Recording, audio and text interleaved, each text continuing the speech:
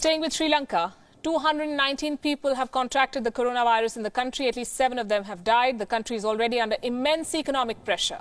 The Easter bombings last year shattered Sri Lanka's tourism sector.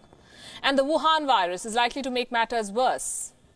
So what is Sri Lanka's plan of action? How is the island country planning to cope with the coronavirus? Is the Lankan government doing enough? To answer these questions, I'm being joined by a very special guest from Colombo, former Prime Minister of Sri Lanka, Ranil Wickremesinghe. Welcome to Beyond, Mr. Wickremesinghe. My first question to you is, how is Sri Lanka coping with this crisis, and what do you make of the government's response?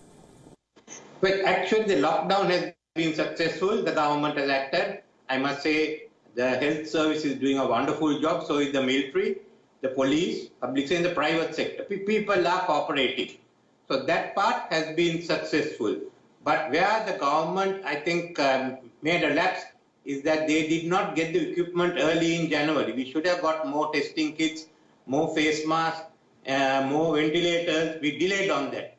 And I hope they are sufficient now, because we have to lift this lockdown partially. And you have to go to testing, keep testing like Germany and South Korea. To keep testing only, there's some way to hold it. Even with testing, South Korea has found cases returning. But there's no way out. Follow Germany, keep testing. And because we were fully locked down, since we were not ready at that time, we have to lift the lockdown partially and keep bringing the economy back on. This is being called another war. This outbreak is being compared to the Second World War. In your lifetime as a leader, would you say that this is the most challenging period that you have seen the whole world face together? This is the most challenging period, Second World War or any war. You knew who the enemy was. Even if you take on the ISIS, we knew who's doing it. But here we don't know who was responsible. I think at Dubai, I mentioned, we've seen the upside of globalization. Now we are going to see the downside. But no one thought it will come so fast. And it's basically undermining all the economies. It's like what happened to the Soviet with this. Economy collapsed, it collapsed. So we are all in a very, very difficult situation globally. And there's no global leadership coming. That's the other problem that we are having in facing this.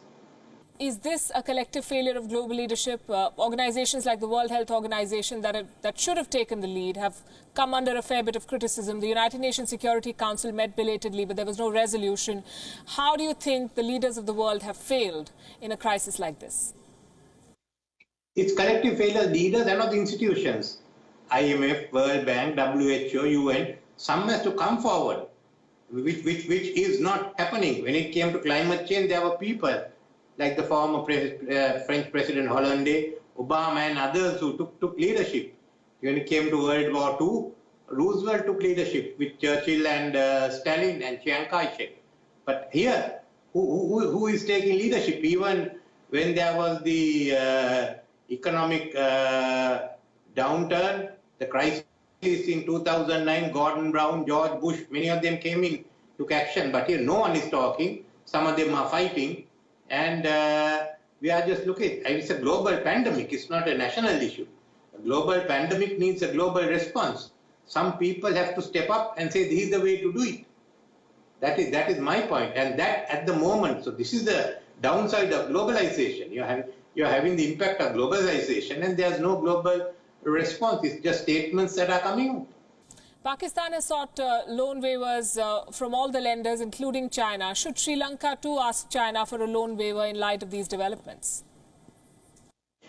We can ask China, but whether it is China or any other countries, they will all have to take a policy decision. If you give one, you have to give the others. But our problem is that our bulk of our foreign loans, it's about, I think, about 50% of our debt is really international sovereign bonds. China, India, all come up to about 15 to 20% only. So the issue is the international foreign bonds, and we have to pay another $1 billion in a few months' time. So we take it off our reserves come down. I can't see any new money coming in. Earlier we balanced it out by 2016, 17, and we are on the path to repayment. I think the government is now talking with the IMF, because they have restored what the revenue back to the levels that the IMF wanted them. But it's going to be difficult. We will somehow pay this money, I feel, but then our reserves will go down further, and there's no way of meeting that gap. So we are all going to be in trouble by now, if not this year, by next year.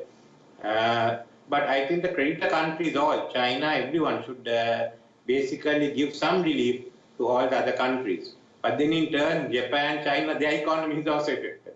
So it's a sort of, the effect is going to be felt. So it's a question of who takes the pain. But I think the creditor countries must look favorably at the debtor countries. And do you have any recommendations on what people should be reading and watching at this time? Well, it depends on what. I just got onto some Hindi movies. But I watched an old one 2 days ago, Hotel Mumbai. It's just a sort of rerun, but now there have been some of the new ones. What do you recommend I should see? Netflix had a whole series on Hindi movies. So you tell me what I should. I look at one about the love, the one who wanted to get married and the three friends went out to Spain. And he decided, Kabir Singh, this one, that is the name of that guy. I think, he was acting. So you do tell me some good ones I can watch.